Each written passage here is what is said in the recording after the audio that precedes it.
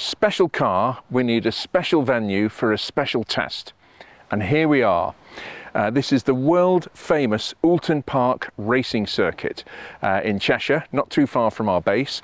And we've actually managed to, well, with the help of Zach and the team from Hampson's Auctions, and by the way, I have to give them a plug as a thank you, on the 28th of July, they have got their auction here at the Prestige Gold Cup event, the famous Oulton Park Gold Cup event. So I must mention that and thank him and his team for helping to facilitate this time. We have exclusive track time at Oulton Park. There's nobody else using the circuit, just us. And we're going to be just slowly testing the car, bringing it, I'm going to be warming it up, seeing if it's I'm happy with the way it's coming to life.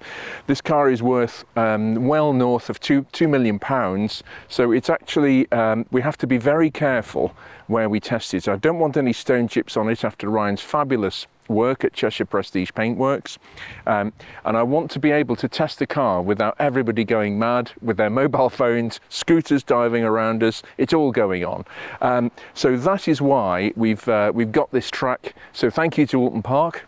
I've been driving around this track for over 25 years, so I know it pretty well. We are restricted speed-wise. I've chosen to do that for various reasons, legalities around wearing crash helmets, etc. They trust me to not wear a hood, but a lid, but actually go reasonably fast as opposed to super fast. So it's more about doing, this is shakedown stuff rather than driving the car into the ground. The car has of course done 20,000 kilometers from new. It's done no kilometers at all for a few years. So we've been sympathetically preserving and conserving and bringing back to life, and the car now is in A1 plus condition, we hope. Let's see what the day brings.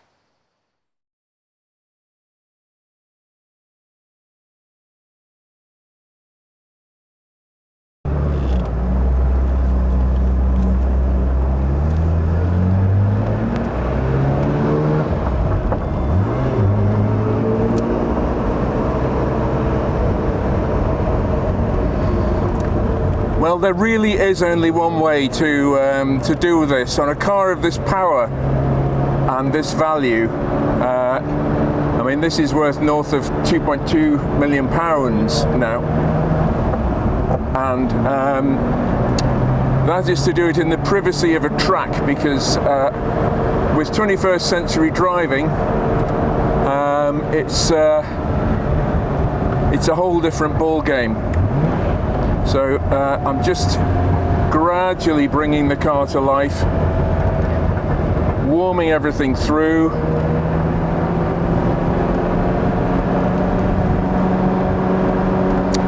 And it feels good at the moment. The steering is beautifully precise. That's one thing Ferrari absolutely got right on this car, is the steering. The feel is magical. It hasn't quite got the kickback of a Porsche 911, although we are admittedly on a very smooth surface here, but it has got plenty of feel. You know exactly what's going on, and yeah, the engine is responding nicely. We've actually done some cleaning work on the injectors because they were furred up with lack of use. You know, that's what happens. It's this is what causes so many problems. As I mentioned, even only 10% of F40s when they were new were actually driven. A shocking figure, really. And so this car has actually done 20,000 kilometers, so it's nicely run in. And yeah, it's warming up beautifully, this really is. It's answering to the throttle exactly as it should, even though I'm just tickling it round, just warming everything through. I'm still double declutching with the gearbox till it gets warm. Yeah, it's... It really is fantastic to be driving on a racetrack. This is a racing car for the road, so it's great fun just to be doing this. It really is.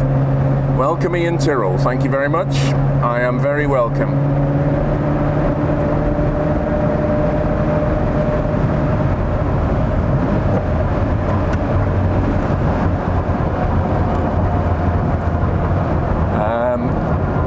It's such a delightful circuit, Oulton. It's a tricky circuit, but yeah.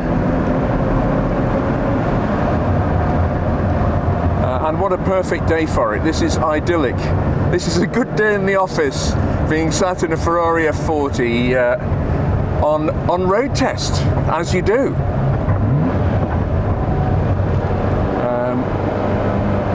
Yeah. And everything's nicely up to temperature now.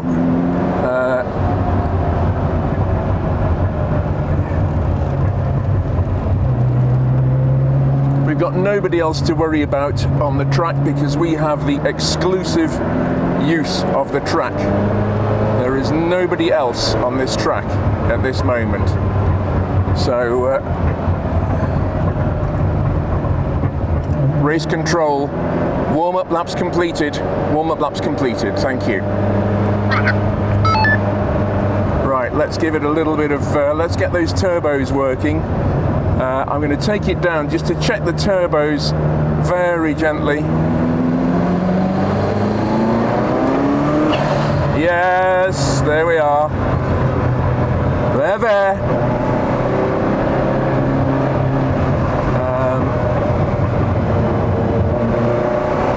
And the funny thing is, the popping back on the overrun is not contrived like it is on modern cars. They actually pour neat fuel into the exhaust system. They inject it into the exhaust system on modern cars to give the false sense of a racing car with its unburnt fuel in the exhaust system. This has actually got it naturally. It doesn't need to contrive anything. And yeah. It almost feels like its natural habitat, this. Having driven F40s on the road, this is definitely the way to go. It just feels so happy here.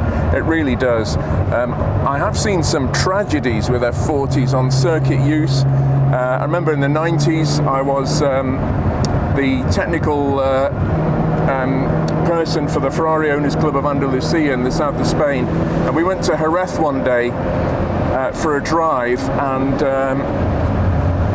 it was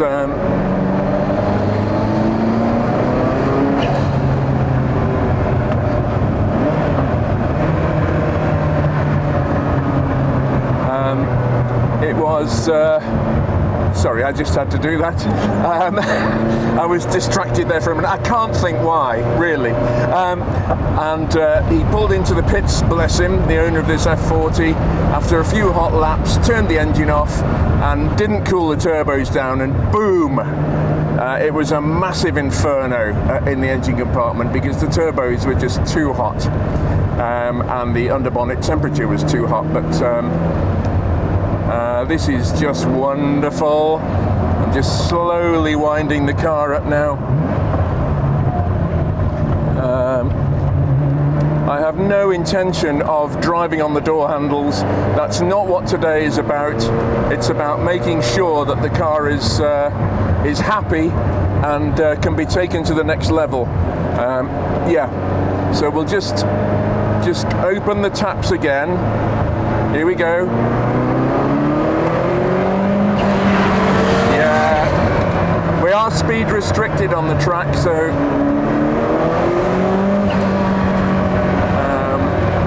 but the turbos, both turbos are spooling up. You've got to get the revs up on this. It's a 1980s car. They don't have twin scroll turbos and all sorts of fancy trickery to keep the turbos spinning. It does have a dump valve, which you can hear, as I shall now demonstrate. There it is. And but once it's on, once the revs are up, you can press on in it. with good results once the turbos are spooled up and the gas is flowing through them. But before that, it's actually very slow on the boost. In fact, I'm going to take it right down to 2,000 revs, and I'll floor the throttle. See, nothing, and then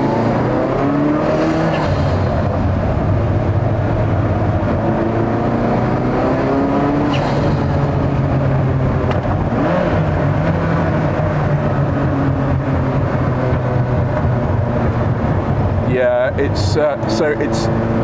there's just nothing low down. It's very interesting. It really is turbo like deluxe, a bit like an early 911 turbo. They had the same thing. It was a compromise. If you put too big a turbo or turbos on, it took even longer to spool up. And with turbo technology as it was then, if you actually put a smaller turbo on, if you weren't careful, if you wanted decent boost out of it, you could overspeed it. So yeah, everything in life is a compromise. But we're just starting to feel the suspension now. It's warming through the dampers.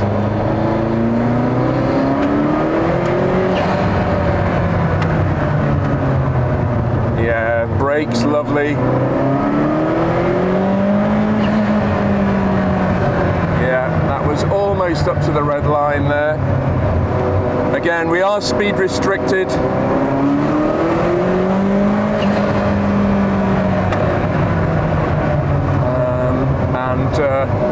Yeah, I'm very happy. This car is performing exactly as it should do. Unfortunately, I can't get out of second gear because of the speed restrictions, but today is not, as I say, it's not about going crazy. It's proof of concept. We've done a lot of work on this car, and we need to make sure that the customer, when he gets it back, is happy with it. I suspect the thermostat is not operating 100% correctly. Because it's reading a bit cool. That's not the end of the world. It doesn't do the engine any good long term to be cooled more than it should be. But yeah, I mean, that's something and nothing. I'd rather that than it was running too warm. It can just slightly affect the fueling. If the sensor thinks the engine's cooler than it is, then it can cause problems. But yeah. Beautiful, beautiful, beautiful. I am super happy with the way this car's going. Absolutely lovely.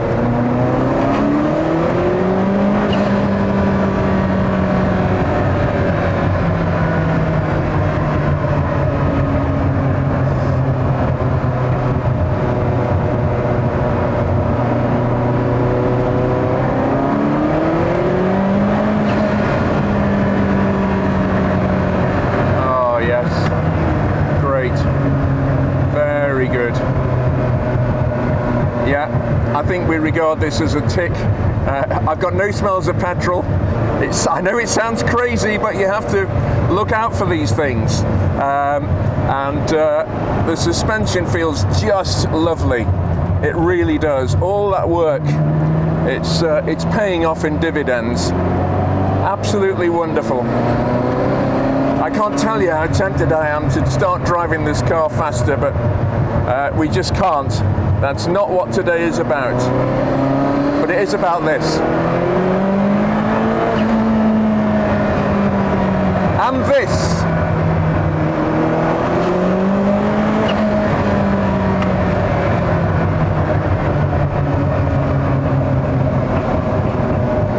Lovely. Just wonderful.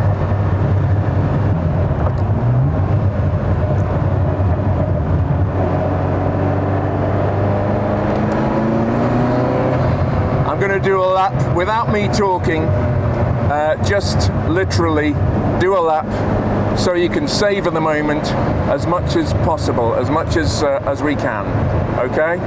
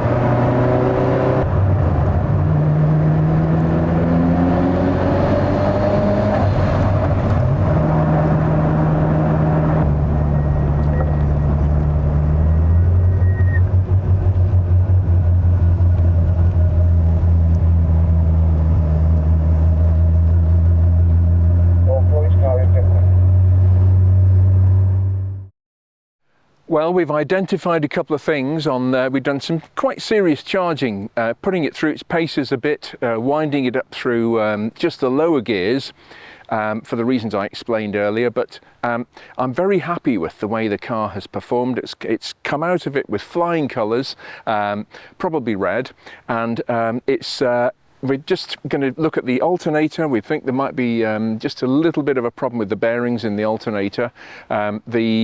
I'm not convinced the thermostat is working 100% in the cooling system. It's been overcooling slightly, which is actually obviously better than overheating.